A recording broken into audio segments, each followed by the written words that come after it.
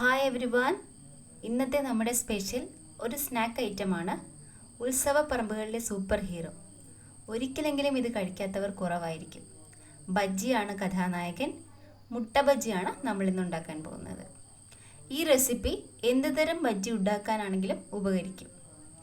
അപ്പോൾ ഇതെങ്ങനെയാണ് ഉണ്ടാക്കുന്നത് നമുക്ക് നോക്കാം. വളരെ എളുപ്പത്തിൽ പെട്ടെന്ന് തയ്യാറാക്കി എടുക്കാൻ പറ്റുന്ന ഒരു റെസിപ്പിയാണിത്. ആദ്യമായി 1.5 ടേബിൾ സ്പൂൺ കടലമാവാണ് എടുത്തിരിക്കുന്നത്. ഇനി ഇതിൻ്റെ കൂടെ 1.5 ടീസ്പൂൺ അരിപ്പൊടി, പിന്നെ വേണമെങ്കിൽ ഒരു നുള്ളു ബേക്കിംഗ് സോഡ, ആവശ്യത്തിന് ഉപ്പ് എന്നിവ ചേർക്കുക. ഇതിനോടൊപ്പം 1 ടീസ്പൂൺ മുളക് പൊടി, 1/4 ടീസ്പൂൺ മഞ്ഞൾപ്പൊടി, 1/2 ടീസ്പൂൺ ഗരം മസാലപ്പൊടി എന്നിവ ചേർത്ത് കൊടുക്കുക.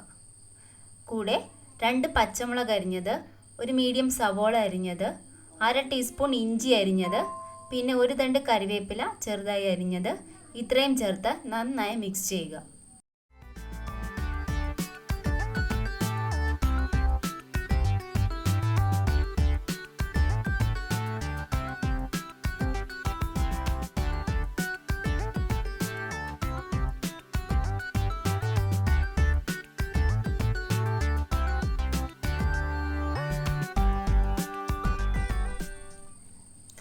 ഇനി ആവശ്യത്തിന് വെള്ളമൊഴിച്ച് കുഴിച്ച് ബജ്ജിക്കുള്ള മാവ് തയ്യാറാക്കാം. അല്പം ലൂസായ മാവാണ് നമുക്ക് വേണ്ടത്. ഈ സമയം ഉപ്പ് നോക്കാൻ മറക്കരുത്. തയ്യാറാക്കിയ മാവിലേക്ക് 1/2 ടീസ്പൂൺ ജീരകം കൂടി ചേർത്ത് നന്നായി മിക്സ് ചെയ്യുക.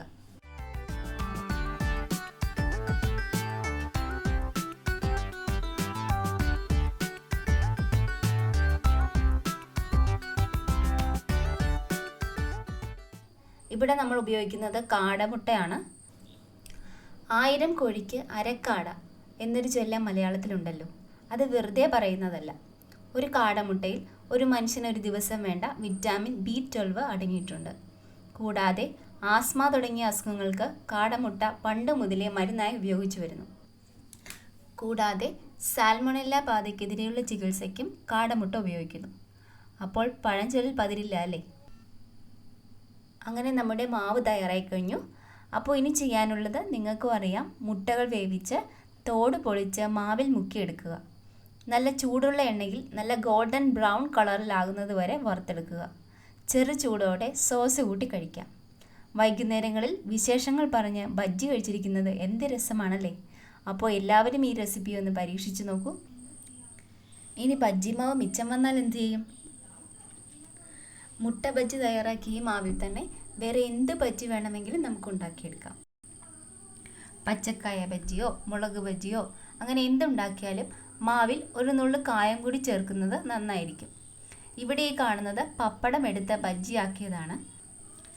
മുളകോ പച്ചക്കായോ ഒന്നുമില്ലായിരുന്നു, കിട്ടിയതെടുത്ത് ഉണ്ടാക്കിയെന്നേ ഉള്ളൂ. അപ്പോൾ നല്ല അടിപൊളിയായി മുട്ട ബജ്ജി ഉണ്ടാക്കാൻ പഠിച്ചല്ലോ അല്ലേ? അപ്പോൾ ഈ വീഡിയോ ഇഷ്ടമായവർ ലൈക്ക് ബട്ടൺ ഞെക്കി ആ സ്നേഹം ഞങ്ങളോട് പ്രകടിപ്പിക്കുക. കൂട്ടുകാർക്കായി ഷെയർ ചെയ്തു കൊടുക്കുകയും ചെയ്യുക. ഇനി നിങ്ങൾ ഞങ്ങളുടെ വീഡിയോ ആദ്യമായാണ് കാണുന്നതെങ്കിൽ സബ്സ്ക്രൈബ് ചെയ്യാൻ മറക്കരുത്. അപ്പോൾ അടുത്ത വീഡിയോയുമായി നമുക്ക് വീണ്ടും കാണാം. Thank you everyone.